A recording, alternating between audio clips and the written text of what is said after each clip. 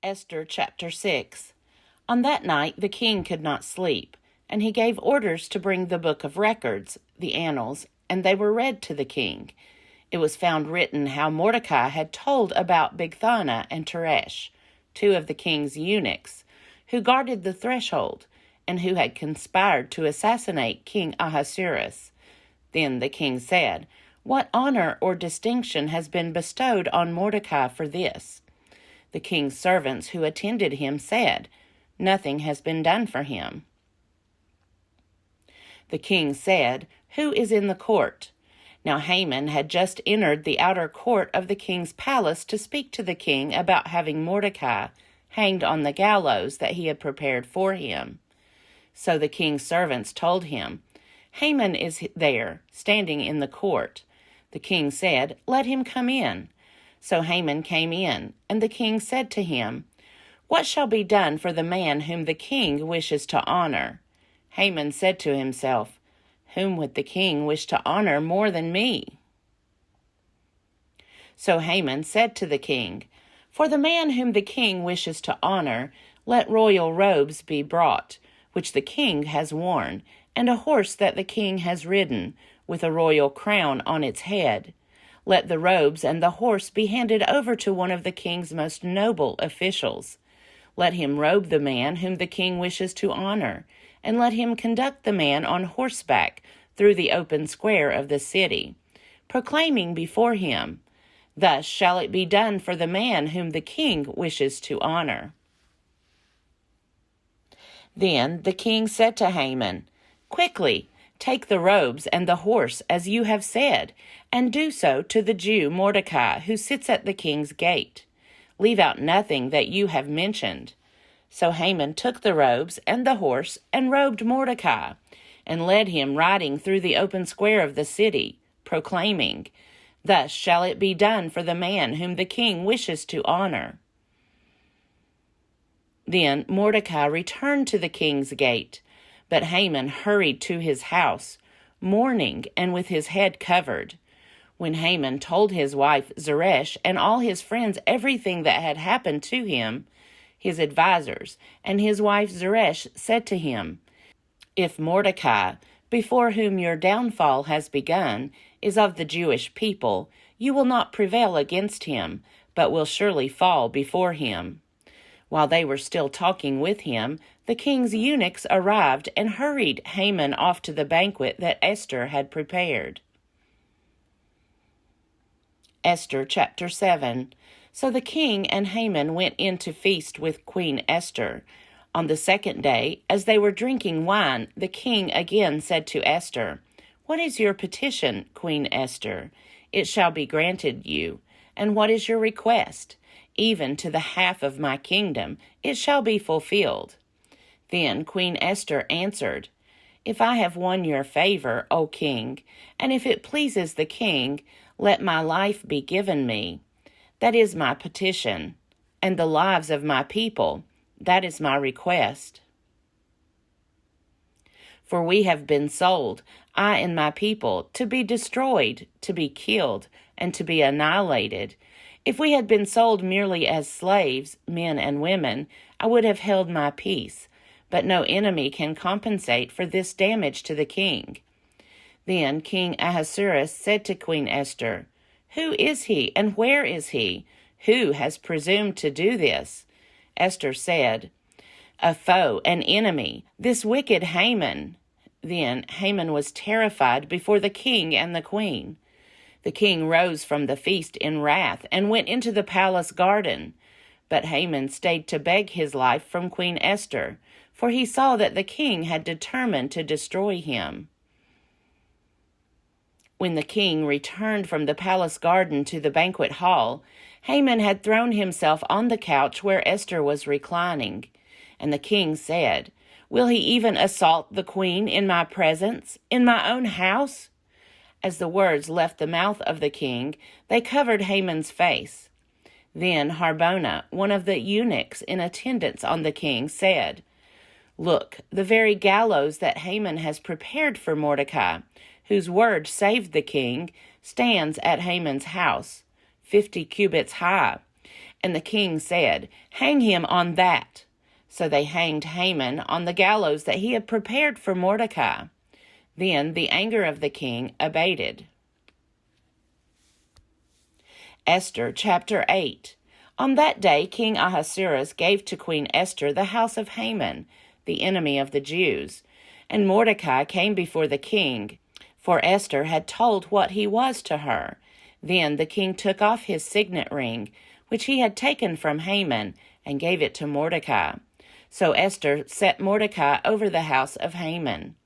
Then Esther spoke again to the king. She fell at his feet, weeping and pleading with him to avert the evil design of Haman the Agagite, and the plot that he had devised against the Jews. The king held out the golden scepter to Esther, and Esther rose and stood before the king. She said, "If it pleases the king, and if I have won his favor, and if the thing seems right before the king, and I have his approval, let an order be written to revoke the letters devised by Haman, son of Hammedatha, the Agagite, which he wrote giving orders to destroy the Jews who are in all the provinces of the king. For how can I bear to see the calamity that is coming on my people? Or how can I bear to see the destruction of my kindred?" Then King Ahasuerus said to Queen Esther and to the Jew Mordecai, "See, I have given Esther the house of Haman, and they have hanged him on the gallows, because he plotted to lay hands on the Jews. You may write as you please with regard to the Jews, in the name of the king, and seal it with the king's ring. For an edict written in the name of the king and sealed with the king's ring cannot be revoked." The king's secretaries were summoned at that time in the 3rd month, which is the month of Sivan, on the 23rd day, and an edict was written, according to all that Mordecai commanded, to the Jews and to the satraps and the governors and the officials of the provinces, from India to Ethiopia, 127 provinces, to every province in its own script, and to every people in its own language, and also to the Jews in their script and their language. He wrote letters in the name of King Ahasuerus, sealed them with the king's ring, and sent them by mounted couriers, riding on fast steeds bred from the royal herd. By these letters the king allowed the Jews who were in every city to assemble and defend their lives, to destroy, to kill, and to annihilate any armed force of any people or province that might attack them, with their children and women, and to plunder their goods on a single day throughout all the provinces of King Ahasuerus, on the 13th day of the 12th month, which is the month of Adar. A copy of the writ was to be issued as a decree in every province and published to all peoples, and the Jews were to be ready on that day to take revenge on their enemies. So the couriers, mounted on their swift royal steeds, hurried out. Urged by the king's command, the decree was issued in the citadel of Susa. Then Mordecai went out from the presence of the king, wearing royal robes of blue and white, with a great golden crown and a mantle of fine linen and purple, while the city of Susa shouted and rejoiced.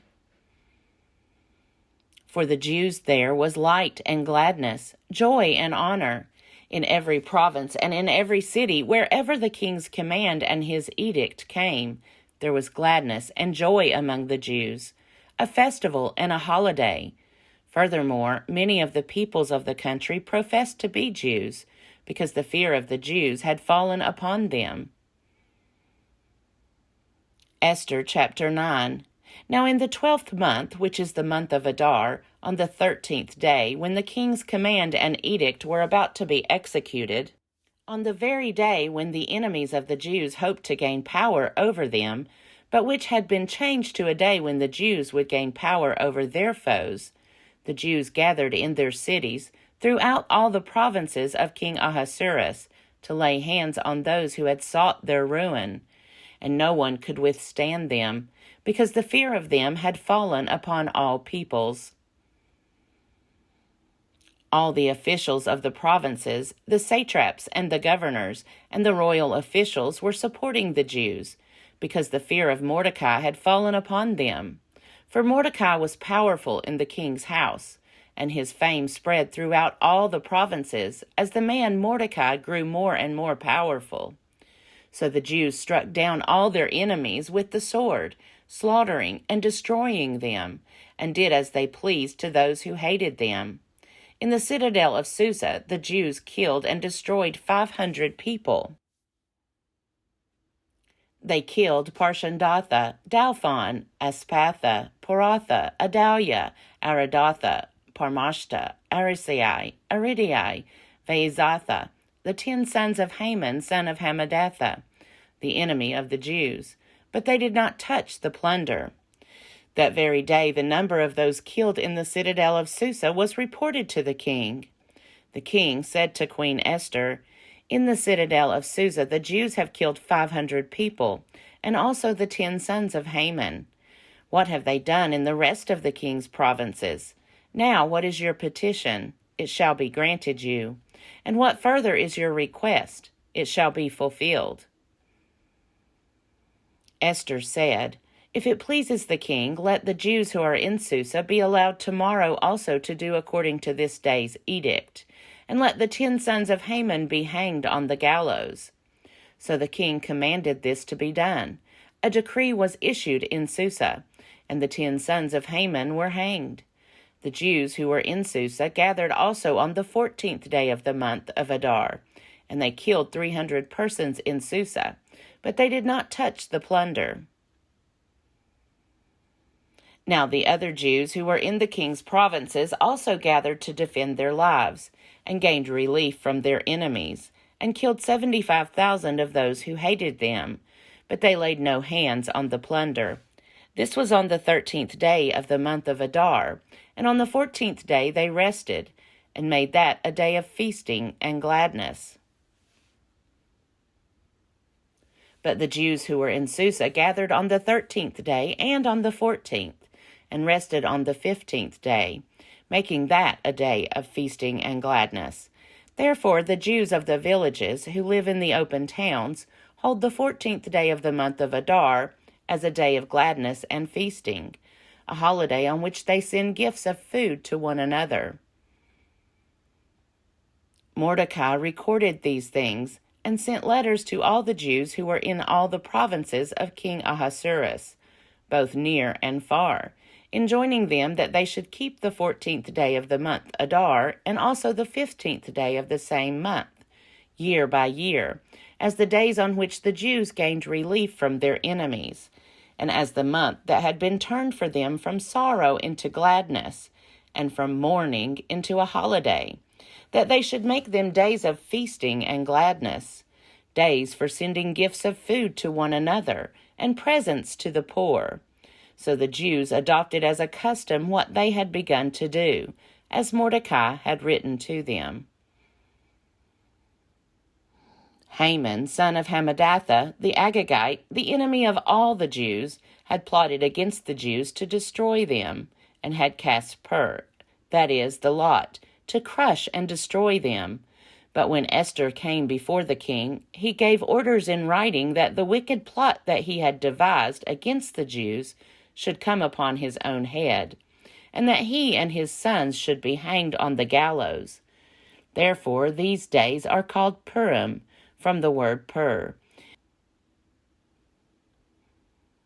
Thus, because of all that was written in this letter, and of what they had faced in this matter, and of what had happened to them, the Jews established and accepted as a custom for themselves and their descendants, and all who joined them, that without fail they would continue to observe these 2 days every year, as it was written and at the time appointed.